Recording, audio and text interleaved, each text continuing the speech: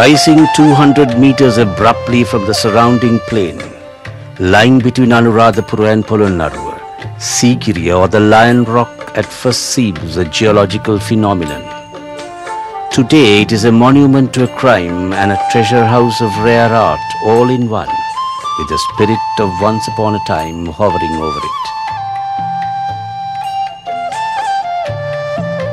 Sigiriya comes dramatically if tragically into the political history of Sri Lanka in the last quarter of the 5th century, when Prince Kashyapa slew his father Dhatusena and withdrew into this rock, turning it into a palace in the sky, reminiscent of the mythical splendor of ancient Babylon. From the pleasure gardens below, laid out with mathematical precision, the way up is tier by tier from terrace to terrace until a plateau is reached with chambers, buildings and pavilions. Built up from the base of the rock itself with brick masonry, this wall has a highly polished plaster finish from which it gets its ancient name, Katapat Paura or the mirror wall.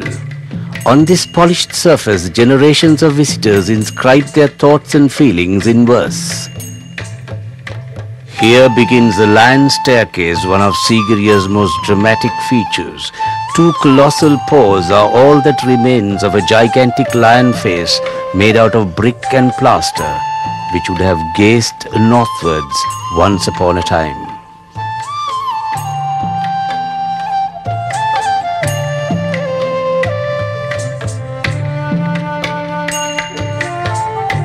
The royal palace at the summit of Sigiriya lies about 180 meters above the surrounding plain and 360 meters above mean sea level. It is not only the loftiest and innermost precinct of the Sigiriya complex, but also the geometrical center on which the plan of Sigiriya is based.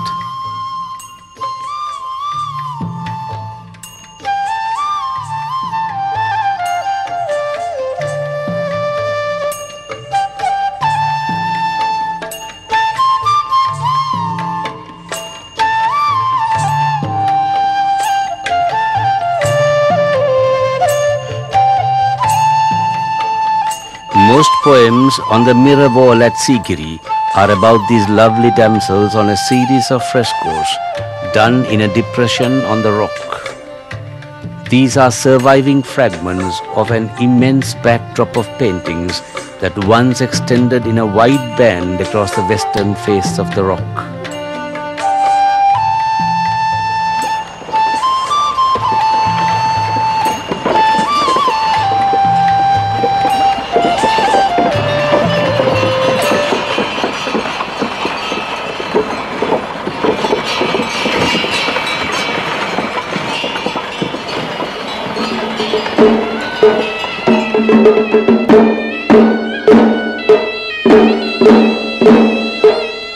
The withdrawal of the Sinhalese from their ancestral homeland in the north-central plains, in the great drift to the southwest across history, came to an end in Kandy, the last independent stronghold of the Sinhala kings.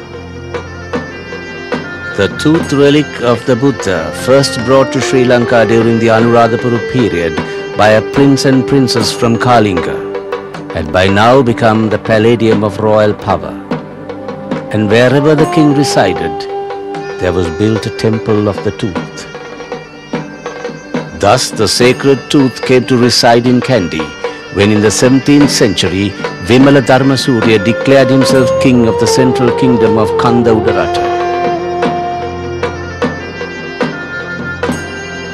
Here it resides still in the temple, first built by Vimala Dharmasurya, and developed and extended by his successors up to the first decade of the 19th century. In Kandy, unlike in the earlier historical cities, history flows uninterrupted from the past into the present.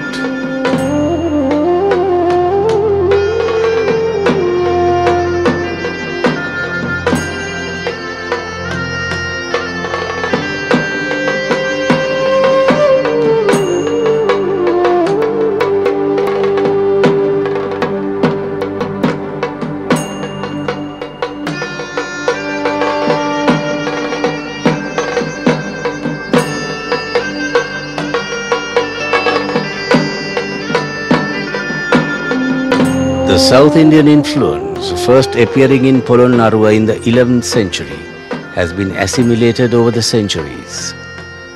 There is a seamless fusion here between the ornate Hindu motifs and the classical contours of Theravada Buddhism.